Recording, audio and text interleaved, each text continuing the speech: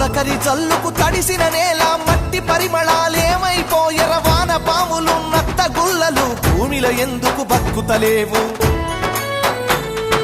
పత్తి మందుల గత్తర వాసన రాయి పంట పొలాలల ఆ మిట్టికి తెచ్చిన అప్పే కట్టాయే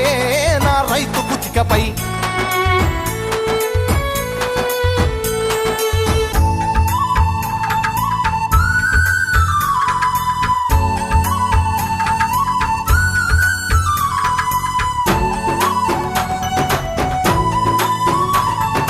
హరిశ్చంద్రపజ నాటకాల పంతులారు మోనియం చెదలు పట్టినది యక్షగానము నేర్పే పంతులు ఉప్పరి పనిలో తట్టబట్టినడు